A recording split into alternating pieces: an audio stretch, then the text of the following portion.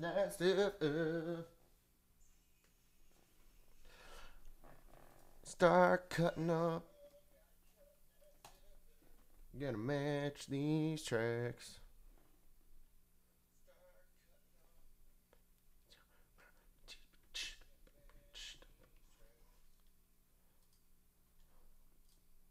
Son of a bitch monkey. God, this new version of Ableton makes me just...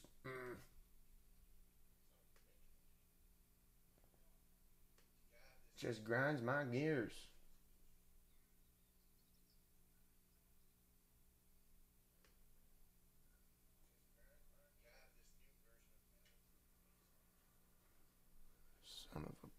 Son of a monkey's uncle.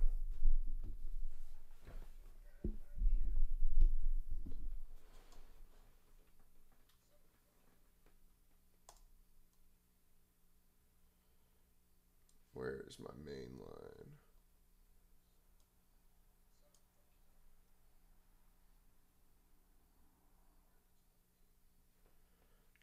Do, do, do, do, do. Man, Ableton really needs to update. And whoever thought that was a good idea to make me highlight the top bar just needs to get fired. Just right now.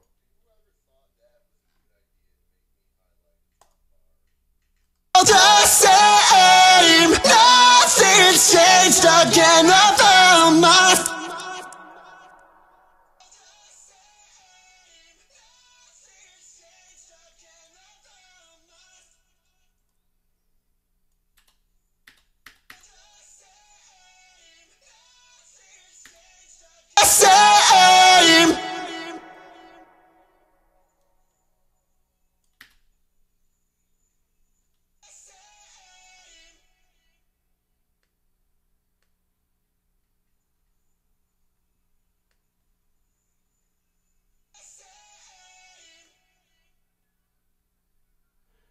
Do, do, do, do, do.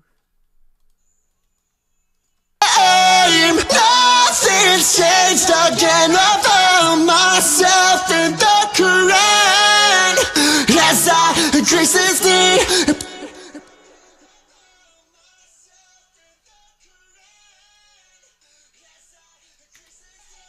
Alright, let's cut these up. Nothing's changed again. I found myself in the Quran. It's all the same.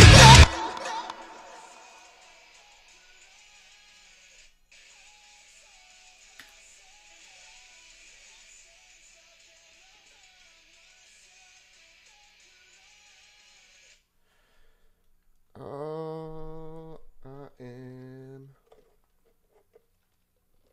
Alright, let's see if we can finish this song today.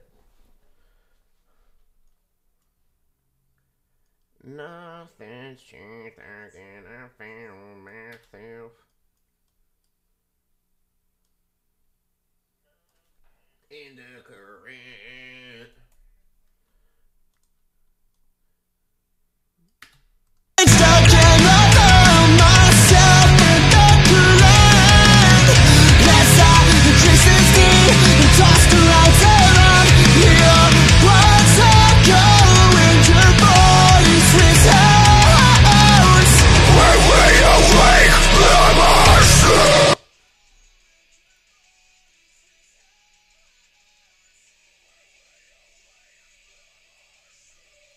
Do do do do do do do.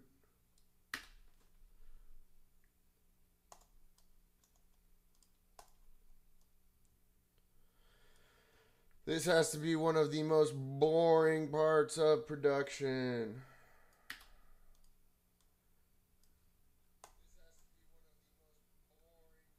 But we must do it.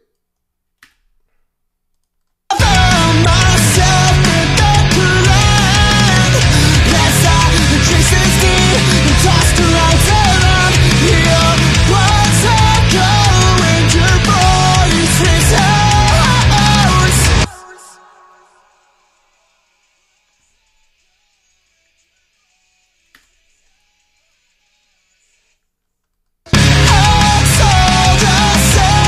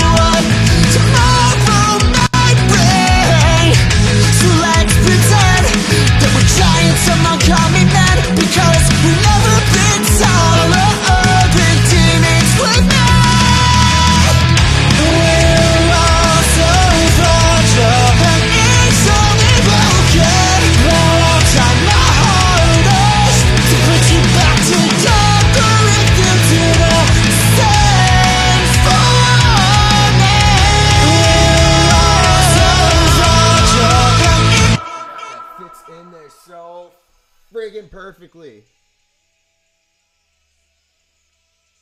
Dude, that is how you fit vocals. That is how you fit vocals.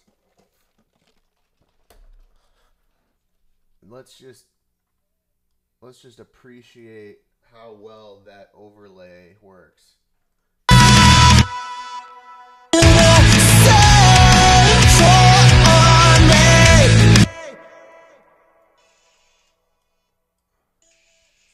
All right, if anybody's watching who wants to know how to masterfully fit vocal overlays so that you can hear both perfectly, that's a huge problem that people have, is they have no clue. I mean, a lot of times when you got to think of mixing an engine, mixing down something as like viewed in your head as like a wave, right? So think back to trigonometry, right? It's called and this is what separates the boys from the men: is production is math, production is physics, and really, I mean, you have to think of it as a sonic thing. So there's, when it comes to waves, there's destructive interference, right? So you have two waves, opposing, sine, cosine, right? You add those together, you're going to get zero. So you have to think of production and fitting vocals in, and I mean, just anything, especially like your mix down for, your mix down of your actual instrumental. You have to think of it as like a wave. Like, where do I fit these sonic frequencies that they're all going to sit in there but pop out, right? And that's what people don't do. Is you have to look at resonances, you have to look at their frequencies, you have to look how you can cut them out, fit other frequencies in there so that it pops through. Unfortunately, most producers, and the reason things sound so mashed these days is simply because people who teach production, people who do production, except for the really friggin' good ones, they don't understand the science behind mixing music and mastering music. It is math. It is, I'm going to go through and cut frequencies in an instrumental at resonances that I have picked out, that are going to cut this out. So I guarantee you these are at certain note frequencies or certain resonances that I've found that either in cars or headphones or on my monitors, those are resonances that I don't want. And what you'll see too is, like, say you're trying to get a bass to cut through. Like, that's very, very, very hard to get a bass to cut through. And the thing is you have to look at, where it's sitting sonically. What's the chord you are playing, the chord progression you are playing on that bass. Okay, so that means you need to go through on your kicks, for instance, and you need to cut those frequencies. Because if you are playing those frequencies, you need to make sure that they cut through. And what's going on that's mashing on the low frequency end? Well, your kick. Your kick is going to get just mashed, and the bass is going to get ugly and not cut through if you don't go into your kick and take those notes out. So you're playing mainly, A, B, D, and G in terms of notes on what you are doing, right? And if you have those frequencies in your kick, you will get muddied, mashed, destructive interference. Well, actually, destructive wave amplification, and it's going to sound like garbage. Your bass isn't going to cut through. Your kick is going to be muddied.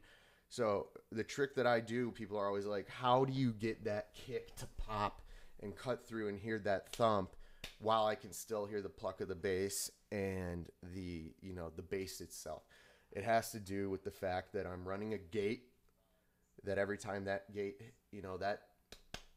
kick hits, it's altering, obviously, the amplitudes of, the in general. And then on top of that, when you're cutting out the notes that you're using, in terms of like you can see down here, this is for resonance. However, you are going to let that bass pop through. And I'm gonna go work on some instrumentals here later. But right now we're finishing this song. So back to the idea of basically fitting in a vocal so that you can hear the overlay super well. So it'd be like this.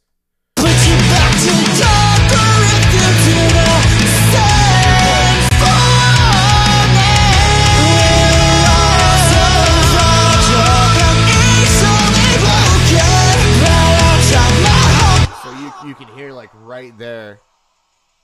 You can hear how this part right here, we're going to listen to right here. So you can hear.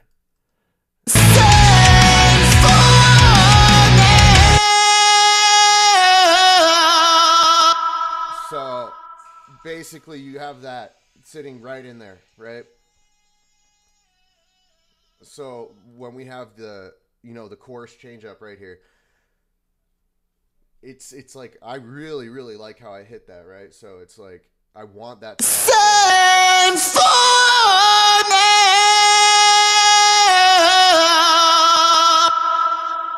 like that sounds great. So we want to get that through there. We want the vibrato, and what you're going to normally see in somebody's mix down is just muddied garbage. So what you're going to do, right, is because we want this to sit right between number one, we're going to make a new track right here and a new bus simply for that. And then, what you need to do too is a lot of people don't realize that there's a difference between changing, what you have going on over here in terms of your channel volume and then adjusting amplitudes within waveforms. Again, it all comes back to the math, the science, the physics behind frequencies. And in order to get this to sit, because we're going to want that to sit right between those vocals, right? And our main bus vocals. So we need it to sit right between there. How are we going to do that? Normally it's just going to be either destructive interference, resonance creation because of the addition of like frequencies, and that sounds like garbage, and that's what you hear on the radio. And it's just because, again, people who produce music don't have, generally, except for the really freaking those top-notch ones, really don't have any sort of understanding of the physics of sound. So here's how we're going to get this to fit in here. And we'll listen to just the vocals.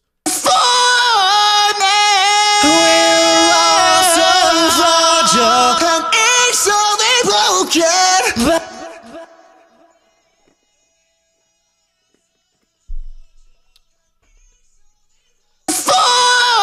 It's like we want that vibrato at the end there to cut right through, and that's what we're gonna get.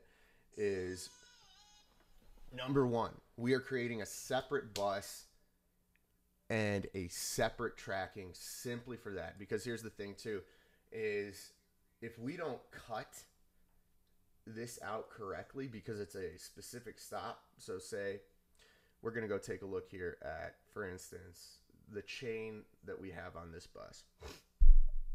So, I mean, first and foremost, if you don't know that you want to, when you're coming to mixing down vocals, a lot of people think it's just like, okay, let's take this vocal and then add some effects and blah blah blah. No, that's just simply a poor lazy way of mixing down vocals. So like, just take a look here at this simple track. It sounds like it's just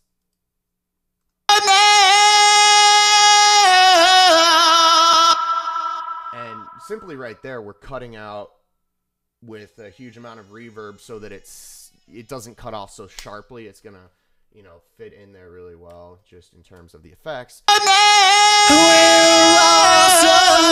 fragile and ink so they broke. Because otherwise it's just going to cut off. But here's the secret. You need to separate your different frequency groups. I mean, I don't even know how many times I've used the word frequency right now, but you need to separate your frequency groups, right? And what I do for that, which everybody should do, is number one, if you have the vocalist and they have, if they have issues in their voice, like say they're super nasally, I mean, you need to find that frequency and create its own chain within here so you can alter, what's going on. So right here, this is the main chain for the vocals, right? So We're all so fragile. And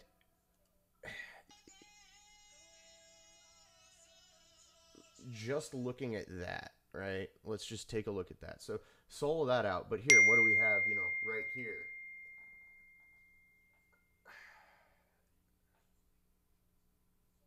How do I get this shit out of here? So like, take a look right here. What's the next one we have?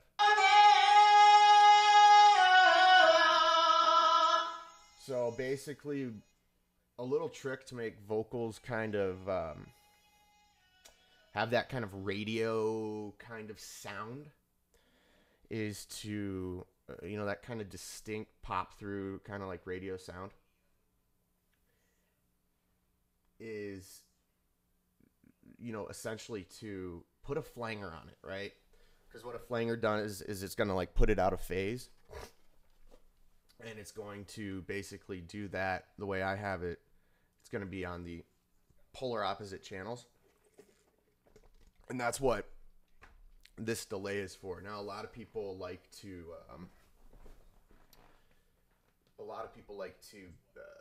for whatever reason,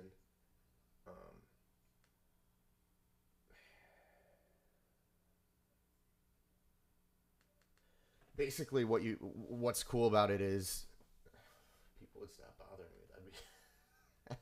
That'd be so basically what you want to do is to get that kind of popping sound, you're going to add this like flanger right here, and you're going to set it way out of phase because that's what you want, because we're going to separate these, to stereo.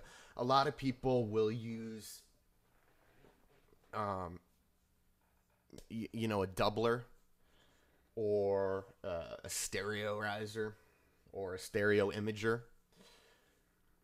But a lot of times you need to go in and really just pop it wide and just have it really clean. I mean, nothing in the center, no bleed. You want everything in either channel. And the way to do that is to just take a simple, the way you're going to do that, forget the stereo imager. To me, that's lazy, and it just doesn't work the same way. You're going to take just a delay, right? And all you do is, instead of setting it to, delay time, quantized beats, you're simply going to change it to time, and then you are going to set it slightly out of time with the vocal right here, your main vocal. And then once you do that, you're simply going to, basically do a 30-60 split. And what that's going to do is, on one channel, it's going to set it, 60 milliseconds ahead of the, the main vocal. And then on the other channel, it's going to set it 30 seconds behind. And, besides splitting it completely up, because you have to understand the way mono works, is that it is simply a combined, stereo signal. So you can split it up if you set it out of phase.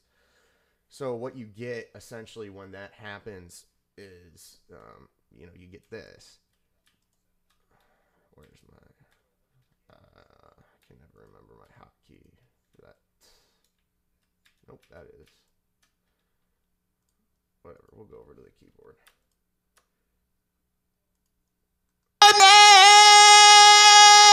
And if you really want to hear what that sounds like, what do we have it at? -28.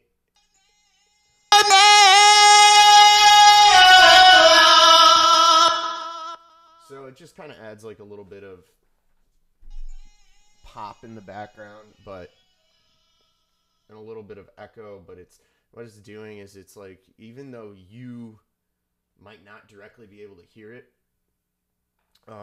within the mix when you're listening to it, your ears do pick up on that. It's just, it all depends where your focus is. So we can hide things in the sides and things like that that are gonna add color and vibrance and quality to the voice without basically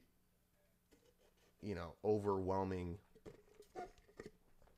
the ears, so to speak.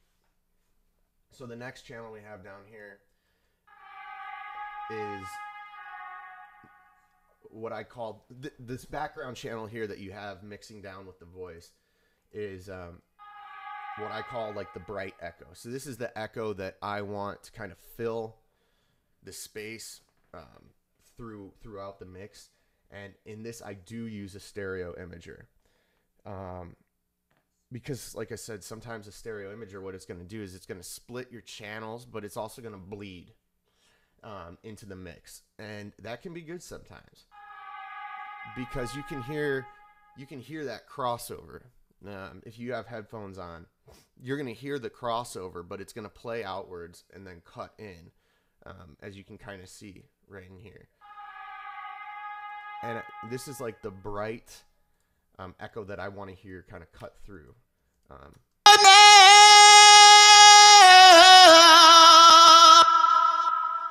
So right there, that's where we're getting that kind of brighter aspect of it, which is kind of interesting, because ultimately, like I said, it all comes down to destructive interference and frequency control. So then when you have this one right here, right, this is like the real big fill right there.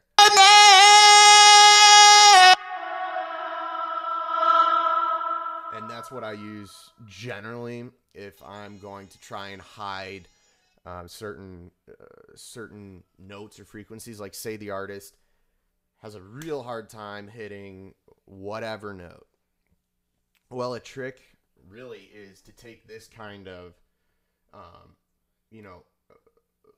this kind of reverb, and you can really just jack it up if you do it correctly to surround. You can just really jack it up so you can surround the vocal. And if that artist just for whatever reason can't hit that note, you can hide it. Obviously you're going to be able to tune it, but you can't change timbre, which is the quality of the sound, if the person just can't do it, if they can't make it sound nice. So what you do is you just use this type of reverb, cutting out certain frequencies where they're having their timbre problems, and you just, like at the end here, it's not that it's messed up, but you can say that end part was a bad note. You can just pop it up real quick. It'll just basically over filter the note and really huddle those frequencies together, and that way the person who doesn't sing that note correctly, or it sounds bad, it will then be hidden. And then what you do is you just do a vocal double on top of it that's going to be spread kind of in the not fully out, but kind of in the middle, and it'll just totally hide that bad note. Like if they can't hit a high C and it just is squeaky and it sounds bad, if you do that, I did it actually on my own vocals in our first EP on the high C, which at that point I had a bit of trouble hitting, and so it just hides it perfectly. And also, if you've seen our cover of Sweater Weather, and some of those main vocals there, I had to definitely hide it, because at the time I had strained vocal cords, so the note didn't hit nicely. And I think the other time I had to do it was in our Taylor Swift cover. If you go to the end and you listen to the note that's like, yeah, whoa, whoa, except an octave up, listen to that, you will hear it covered up. Basically at that point, way early in releasing stuff, I didn't have the same kind of range that I do now. And so if you you go take a look at this wherever it is. Let's see if I can find it. You can definitely hear it at the end here. Just to give you an example, these are all our new tracks. Yeah, so if you were to have an example right here of hiding notes, hiding not great sounding timbre. If I can find it.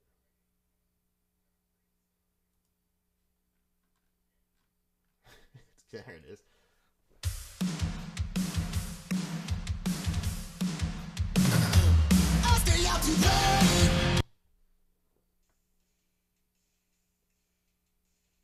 So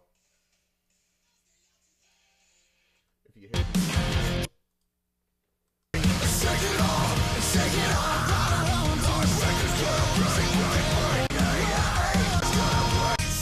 so, I don't know. I think this is like a B. B below, high C, and so at that point, the timbre on it, the quality of the sound, just I was not happy with it. So this is an example of hiding bad timbre, or just within that kind of reverb. So.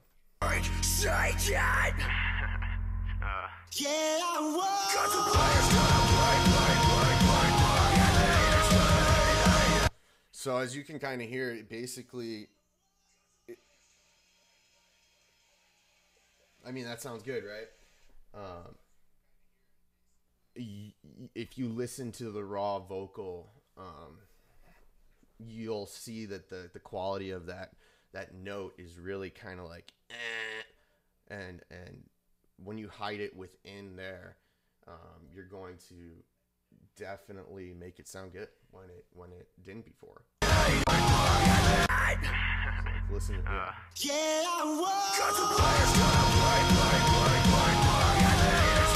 so you can hear it just gets hidden in there, but it still pops through. So like that's the kind of point I'm trying to make with that. So that's the other part of what we're doing to make the total vocal kind of like package. And the last channel essentially that we're going to have is the really loud kind of similar to the flanger we're using, but it's going to pop it out even more with these weird kind of, I guess the way I would put it is, because we're going to do vocal doubling, like I said, it's not always bad to use a doubler. Like we were using a stereo imager in the case of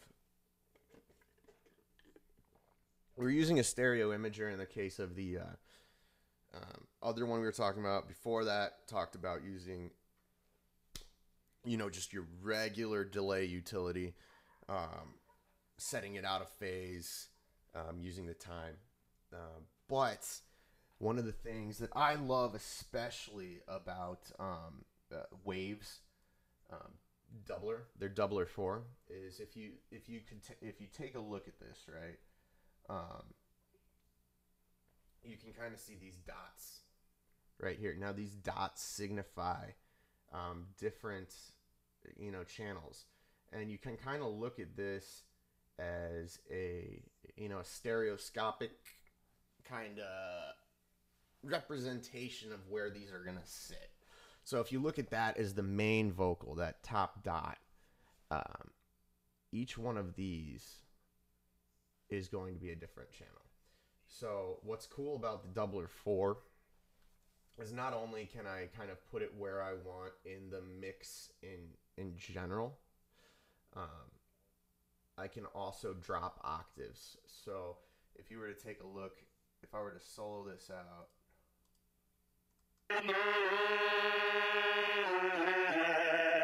what I'm trying to do here is I'm trying to thicken up the middle vocals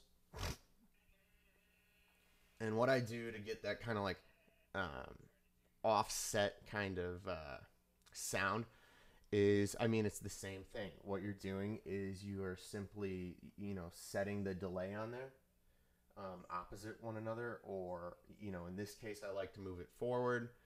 Um, so I have it move forward 22 milliseconds and 16 milliseconds, because what that just kind of does is it puts it a little bit forward above the vocal that's going to be the octave higher, and it just kind of thickens it on the front end. And then on the other hand, on the wider ends, we're putting this out to 45 degrees, so it's still mixing in with and being hidden by some of the guitar and stuff, but we also cut off a lot of frequencies on the low end. It's going to fit in really well. And those ones, I also, what's important too is making sure you detune them, which is what is going to combine and offset the main vocals. So you can kind of think of it as the wave of the vocals, and then these are coming in a way where they're not going to destructively interfere, because they're not completely equally off phase with each other. And so what I would say about that is it's going to diminish the amplitude of the overall waveform, but it's so easy to correct because all you do is take those channels and bring the decibel level up. So it works. So obviously those are the low ones. They're detuned so that the notes are a little bit off. And then ultimately you have that. Now you combine that with the main vocal there.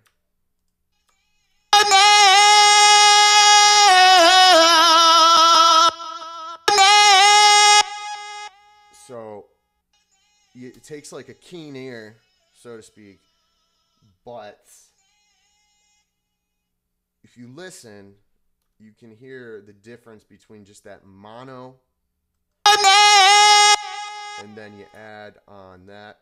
If you have headphones on, or you have decent speakers, you're going to hear how that spreads it out, but kind of in a way that fits in, which is exactly why these frequencies are cut as well. So essentially then you add that to the other flanger, which sits a little bit differently.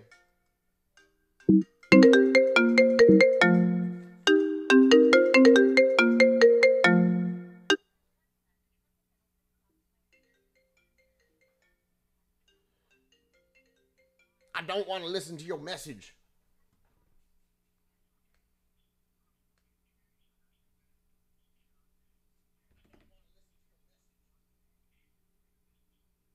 Are you fuck?